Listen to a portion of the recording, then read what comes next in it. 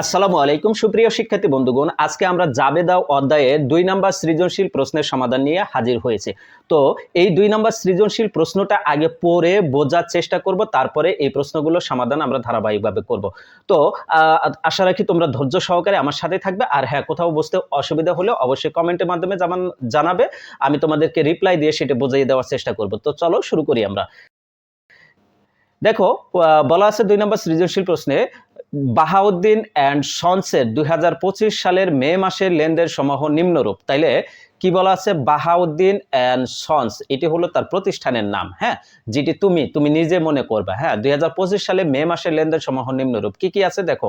মে মাসের 2 তারিখে আছে ব্যবসায়ের জন্য ব্যাংক হতে উত্তোলন 15,000 টাকা। তাইলে ব্যবসায়ের জন্য ব্যাংক হতে উত্তোলন, তার মানে ব্যবসায় তুমি ব্যবসায়ী হিসেবে নগদ টাকা পেয়েছো আর ব্যাংক থেকে টাকা কমে গেছে। তাইলে দুইটাই সম্পদ, নগদ সম্পদ, ব্যাংকও সম্পদ। একদিকে নগদান হিসাব বৃদ্ধি পেয়েছে, অপরদিকে ব্যাংক হিসাব হ্রাস পেয়েছে। তো সম্পদ বৃদ্ধি ক্রেডিট হয়, তাইলে নগদান হিসাব ডেবিট হবে, ব্যাংক হিসাব ক্রেডিট হবে। ওকে, এরপরে মে মাসের 3 তারিখে বলা আছে রমেশ ব্রাদার্সের নিকট 5% বাট্টায় 10,000 টাকার পণ্য বিক্রয়।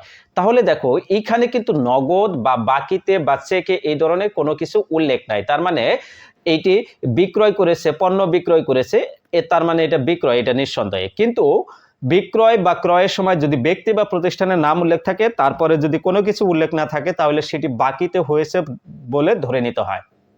তাইলে এখানে দেখো রমেশ ব্রাদার্সের নিকট বিক্রয়, তার মানে কি এটি বাকিতে বিক্রয় হয়েছে। ঠিক আছে, কত টাকা? 10,000 টাকা। কিন্তু এর মধ্যে আবার 5% বাট্টা আছে। ঠিক আছে, ওকে, এই বাট্টার টাকাটা আবার বাদ দিতে হবে। এটিকে কারবারি বাট্টা বলে। কারবারি বাট্টা নামে কখনো হিসাব হয় না, কারবারি বাট্টা ইনস্ট্যান্ট বাদ দিয়ে সেটা লিখতে হয়। চালান নম্বর দেওয়া আছে 173, চালানে পরিবহন খরচ ধরা হয়েছে 1,000 টাকা। তাইলে পরিবহন খরচ হিসেবে 1,000 টাকা এখানে বৃদ্ধি করে দিতে হবে। ঠিক আছে, তাহলে এটি কিন্তু দেখো এইটি চালান নম্বরও দেওয়া আছে, তাইলে এটি বাকিতে বিক্রয়, তো বিক্রয় যাবে দেয় এটি যেতে পারে, তাই না? ওকে, মে মাসে 5 তারিখে বলা আছে ভাড়া অগ্রিম পরিশোধ করা হয়েছে। তাইলে ভাড়া একটা ব্যয় যখন অগ্রিম পরিশোধ করা হয় তখন সেটি হয়ে যায় চলতি সম্পদ। ওই কোনো খরচের অগ্রিমকে চলতি সম্পদ বলা হয়। তো এখানে সম্পদ বৃদ্ধি পেয়েছে। ওকে, তাহলে সম্পদ বৃদ্ধি পেলে ডেবিট হয়। অপরদিকে নগদ টাকা কমে গেছে, তাইলে নগদও একটা সম্পদ হ্রাস পেয়েছে, তাইলে এখানে নগদান হিসাব ক্রেডিট হবে। ওকে, পণ্য ক্রয় বাবদ চেক প্রদান করা হলো 7,000 টাকা। তাইলে পণ্য ক্রয় করেছে, তার মানে পণ্য ক্রয় একটা ব্যয়। ঠিক আছে, পণ্য ক্রয় একটা ব্যয়, ক্রয় করলে ক্রয় হিসাব লিখতে হয়। এখানে চেক প্রদান করেছে মানে কি ব্যাংকে টাকা কমে গেছে, তাহলে ব্যাংক একটা সম্পদ কমে গেলে কি হয়? ক্রেডিট হয়, তাহলে ব্যাংক হিসাব ক্রেডিট হবে। ওকে, তাইলে এখানে ক্রয় হিসাব ডেবিট আর ব্যাংক হিসাব ক্রেডিট। তবে একটা জিনিস মনে রাখবা, এটি কিন্তু বাকিতে ক্রয় নয়, এটি চেকে ক্রয় করেছো মানে নগদেই ক্রয় করেছো। চেক দেওয়া আর নগদ টাকা দেওয়া একই কথা, তাই না? তাহলে তুমি এটি নগদেই ক্রয় করেছো, এটা কিন্তু বাকিতে নয়। আর বাকিতে না হলে ক্রয় জাবেদায় যাবে না। হ্যাঁ, আর বিক্রয় জাবেদায় যাইতে হলে কি হতে হবে? বাকিতে বিক্রয় হতে হবে। ঠিক আছে, তাহলে এটা নগদে ক্রয়। ওকে, তাহলে এটা কিন্তু নগদে ক্রয়। এরপরে মে মাসের 10 তারিখে দেওয়া আছে 5% বাট্টায় শাহাদাত অ্যান্ড কর্ন এর নিকট 9,000 টাকার পণ্য বিক্রয়। ওই যে মে মাসের 3 তারিখের মতোই এটিও তাই বাকিতেই হয়েছে। প্রতিষ্ঠানের নাম উল্লেখ আছে, 9,000 টাকা 5% বাট্টায় বিক্রয় করেছে। চালান নম্বর দেওয়া আছে 174, এখানে আবার প্যাকিং চার্জ দেওয়া আছে 500 টাকা। ওকে, তাহলে এটা আমাদের বিক্রয় জাবেদায় যাবে। কোথায় যাবে? বিক্রয় জাবেদায় যাবে, যেহেতু এটি বাকিতে বিক্রয় করা হয়েছে। এরপরে মে মাসে 15 তারিখে বলা আছে নগদ উত্তোলন 1,000 টাকা। নগদ উত্তোলন 1,000 টাকা, কোথা থেকে এটা কিন্তু উল্লেখ নাই, তার মানে ব্যবসা থেকে উত্তোলন করেছে। আর ব্যবসা থেকে যখন উত্তোলন করবে তখন সেটি এটি মালিক উত্তোলন করেছে ধরে নিতে হবে। তো মালিক ব্যবসা থেকে যে সুবিধা নেয় সেটিকে উত্তোলন হিসাব লিখতে হয়, তাইলে এটি উত্তোলন হিসাব ডেবিট হবে। আর যা উত্তোলন করবে তাই ক্রেডিট হবে। এখানে নগদ টাকা উত্তোলন করেছে, তার মানে নগদ কমে গেছে, তাহলে নগদান হিসাব ক্রেডিট হবে। ওকে, তাহলে দেখো এখানে কিন্তু আমরা এই যে কয়েকটা, এখানে টোটাল 6টা লেনদেন রয়েছে। 6টা লেনদেনের আমি কি এখানে 6টা লেনদেনে আমি কি করতে পারছি? এখানে আমরা বিশ্লেষণ করতে পারছি। এখন আমরা সৃজনশীল প্রশ্নে যে ক, খ, গ থাকে, সেই ক, খ, গ প্রশ্নের অ্যান্সার গুলো করব। ক নাম্বার প্রশ্নটা বলছে বাহাউদ্দিন অ্যান্ড সন্সের মে মাসের বিক্রয় খাতে বাট্টার পরিমাণ নির্ণয় করো। এটা প্রতিষ্ঠানের নাম কি? Bahauddin and sons. এটা কি করছে, মে মাসে বিক্রয় খাতে বাট্টার পরিমাণ নির্ণয় করতে বলছে। তাহলে দেখো মে মাসের 3 তারিখে একটা বাট্টা আছে আর মে মাসের 10 তারিখে একটা বাট্টা আছে। এই দুইটা বাট্টা, এখানে 5% 10,000 টাকার, এখানেও 5% 9,000 টাকা। তাহলে এইটার পরিমাণ নির্ণয় করে দিতে হবে। এটি হলো বিক্রয় খাতে বাট্টা, ঠিক আছে। এ ব্যতীত যদি ক্রয় যে 10% বাট্টায় পণ্য ক্রয় করা হলো তাহলে কিন্তু সেটা আসতো না। এখানে বলছে বিক্রয় খাতে বাট্টা, অর্থাৎ বিক্রয় করার সময় যে বাট্টা দেওয়া হয়েছে সেই বাট্টাটা লিখতে হবে। তাইলে এটার অ্যান্সার কিভাবে করব একটু দেখে নাও।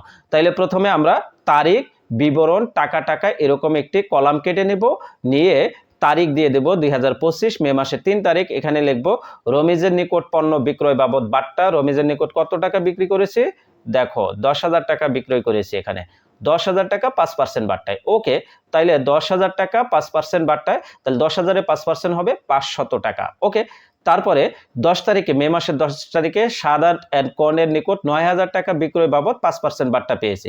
তাইলে এখানে দেখো সাদাতের নিকট পণ্য বিক্রয় বাবদ প্রদত্ত বাট্টা 9,000-এর 5% সমান কত হবে, 450 টাকা। এইবার 500 আর 450 দুইটা যোগ করে 950 টাকা এখানে মোট বিক্রয় খাতের বাট্টার পরিমাণ লিখে দিয়ে দিব। এটি ছিল ক নাম্বার প্রশ্নের সমাধান। এরপরে দেখো খ নাম্বার প্রশ্নটি কি বলেছে। খ নাম্বার প্রশ্ন বলেছে উপযুক্ত লেনদেনের ভিত্তিতে বিক্রয় জাবেদা প্রস্তুত করো। তাইলে বিক্রয় জাবেদা প্রস্তুত করতে হলে কি কি শর্ত থাকতে হবে। প্রথম শর্ত হলো পণ্য বিক্রয় করতে হবে সেটি কিসে, বাকিতে, কোনো প্রকার নগদে বা চেকে অথবা বা ধারে ব্যতীত অন্য কোনো উপায়ে পণ্য বিক্রয় করলে এখানে আসবে না, ঠিক আছে। আবার এই বিক্রয়ের উৎস জাবেদা থাকতে হবে চালান। বিক্রয় জাবেদার উৎস কি, চালান, ঠিক আছে। তাহলে এখানে চালান নম্বর থাকতে হবে। আর তারপরে হলো বাকিতে পণ্য বিক্রয় করেছে এটা হতে হবে। আবার বাকি পণ্য ব্যতীত অন্য কোনো কিছু যদি বাকিতে বা নগদে যেভাবেই হোক বিক্রয় করলে কিন্তু এখানে আসবে না। তার মানে এখানে দেখো এই ক্রাইটেরিয়ার মধ্যে মে মাসের 3 তারিখ আর মে মাসের 10 তারিখ, এই মে মাসের 3 তারিখ আর মে মাসের 10 তারিখ এই দুইটি লেনদেন পড়তেছে। যে মে মাসের 3 তারিখ কি বলা আছে, রমেশ ব্রাদার্সের নিকট 10,000 টাকার পণ্য বিক্রয়, তার মানে এইটি প্রতিষ্ঠানের নাম উল্লেখ আছে, তার মানে এটি বাকিতে হয়েছে। আরেকটি হলো মে মাসের 10 তারিখ সাদাত অ্যান্ড কর্ন এর নিকট 9,000 টাকার পণ্য বিক্রয়, তার মানে এটি বাকিতে রয়েছে কারণ ব্যক্তি বা প্রতিষ্ঠানের নাম উল্লেখ আছে। ওকে, তারপরে চালান নম্বর দেওয়া আছে দুইটাতেই। তাহলে এই দুইটা লেনদেন বিক্রয় জাবেদায় যাবে। তাহলে বিক্রয় জাবেদার জন্য আমরা কলাম করব কিভাবে, জনাব বাহাউদ্দিন লিখবো না, এখানে লিখবো আমরা কি, যে বাহাউদ্দিন অ্যান্ড সন্স, ঠিক আছে। এখানে আমরা লিখব বাহাউদ্দিন অ্যান্ড সন্স, এটা আমরা একটু লিখে দিই।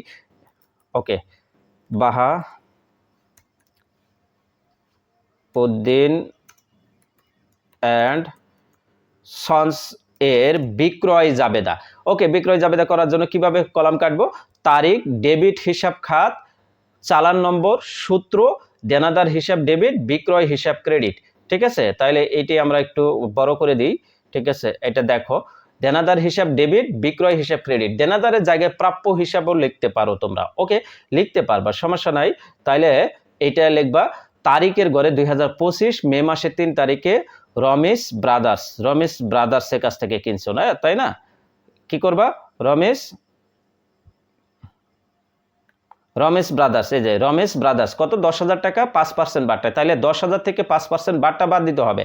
কত হবে, 10,000 থেকে 5% বাট্টা বাদ দিব, কত হবে, 5% বাট্টা কত আসে, এই যে 500 টাকা। তাহলে 10,000 থেকে 500 টাকা বাদ দিলে কত হবে, 9,500। এর সাথে আবার পরিবহন খরচ আছে, কি আছে দেখো, পরিবহন খরচ আছে 1,000 টাকা, এটা যোগ করে দিতে হবে।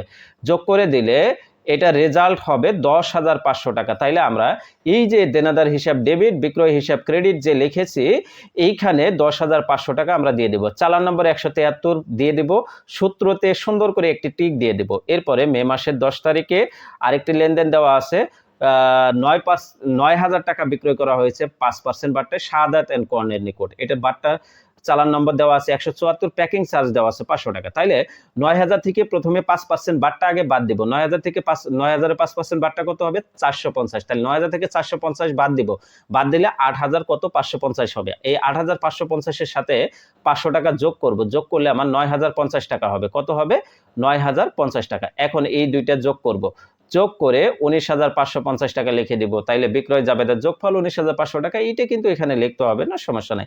এখানে যোগ করে আমরা কি ক্লোজিং মার্ক দিয়ে ক্লোজ করে দিব। তো এই ছিল বিক্রয় জাবেদার সমাধান। এরপরে আমরা দেখব গ নাম্বার প্রশ্ন। গ নাম্বার প্রশ্ন কি বলছে, বিক্রয় জাবেদার সংশ্লিষ্ট লেনদেন ব্যতীত অবশিষ্ট লেনদেনের সাধারণ জাবেদা দেখাও। তাইলে বিক্রয় জাবেদায় দুইটা লেনদেন পাইছি, 3 তারিখ আর 10 তারিখ। ওকে, এই 3 তারিখ আর 10 তারিখ কাটা, বাকি যে লেনদেনগুলো আছে সেগুলো সাধারণ জাবেদা দিব। তো সাধারণ জাবেদা পারবা না বলো? সাধারণ জাবেদা তোমরা পারবে না? আমি তো সাধারণ জাবেদায় যেগুলো যাবে এগুলো কিন্তু আমি বলেই দিয়েছি, তাই না? কি বলে দিয়েছি দেখো, ব্যবসায়ের জন্য ব্যাংক হতে উত্তোলন করা হলো, তাইলে নগদ টাকা বৃদ্ধি পাইলো, ব্যাংক থেকে টাকা কমলো, তাই না? নগদ টাকা বৃদ্ধি পেলে নগদান হিসাব ডেবিট, ব্যাংকে টাকা কমলে ব্যাংক হিসাব ক্রেডিট করতে হয়। তাইলে এটা লিখে দিব, নগদান হিসাব ডেবিট, ব্যাংক হিসাব ক্রেডিট, 15,000 টাকা। ওকে, ব্যবসায় প্রয়োজনে ব্যাংক হতে নগদ উত্তোলন লিখে দিলাম। এরপরে দেখো কি বলা আছে, 5 তারিখে বলা আছে অগ্রিম ভাড়া পরিশোধ করা হলো, তাহলে ভাড়া অগ্রিম পরিশোধ করেছে, তার মানে অগ্রিম ভাড়া ডেবিট আর নগদ টাকা কমে গেছে, নগদান হিসাব ক্রেডিট হবে। ওকে, তাহলে একটা লিখবো অগ্রিম ভাড়া হিসাব ডেবিট, নগদান হিসাব ক্রেডিট 3,000 টাকা। ওকে, এটা অগ্রিম ভাড়া নগদে পরিশোধ করা হলো, এটা ব্যাখ্যা দিয়ে দেবো। এরপরে পরেরটা কি আছে দেখো, 8 তারিখে বলা আছে পণ্য ক্রয় বাবদ চেক প্রদান করা হলো, তাহলে ক্রয় করছো মানে ব্যয় হয়ে গেছে, তাহলে ক্রয় হিসাব ডেবিট, আর চেক যেহেতু প্রদান করছে ব্যাংকে টাকা কমছে, তাহলে ব্যাংক হিসাব ক্রেডিট হবে। ওকে, তাহলে ক্রয় হিসাব ডেবিট, ব্যাংক হিসাব ক্রেডিট, এখানে পণ্য ক্রয় বাবদ চেক প্রদান করা হলো, এটা ব্যাখ্যা লিখে দেবো। টাকার ঘরে 7,000 করে বসাই দেবো, কারণ 7,000 টাকার পণ্য ক্রয় করা হয়েছে। ওকে, এরপরে 15 তারিখে বলা আছে নগদে উত্তোলন। নগদে উত্তোলন কে করেছে? মালিক করেছে। ব্যবসা থেকে যখন নগদ উত্তোলন করা হয় তখন মালিকই করে, আর ব্যাংক থেকে উত্তোলন করলে সেটি ব্যবসায় প্রয়োজনে উত্তোলন করা হয়। হ্যাঁ, তাহলে এখানে উত্তোলন যেহেতু মালিক করেছে তাহলে উত্তোলন হিসাব ডেবিট হবে, আর নগদ টাকা কমে গেছে, নগদান হিসাব ক্রেডিট হবে। ওকে, তাহলে মালিকের ব্যক্তিগত প্রয়োজনে কারবার হতে নগদে উত্তোলন 1,000 টাকা। এইবার জাবেদার সবগুলো যোগফল করে দেব, ডেবিট পাশে 26,000 টাকা হবে, ক্রেডিট পাশে 26,000 টাকা হবে, এটি আমাদের ক্লোজিং মার্কে ক্লোজ করে দিব। তো এই ছিল 2 নাম্বার সৃজনশীল প্রশ্নের সমাধান। আশা রাখি তোমরা এই প্রশ্নের সমাধানটা খুব ভালোভাবে পেয়ে গেছো। যদিও কোথাও কোনো কনফিউশন থাকে অথবা কিছু বুঝতে অসুবিধা হয়, কমেন্টে জানাইও, আমি তোমাদেরকে রিপ্লাই দেওয়ার চেষ্টা করব। সবাই ভালো থাকো, সুস্থ থাকো, দেখা হচ্ছে পরবর্তী ক্লাসে। আল্লাহ হাফেজ।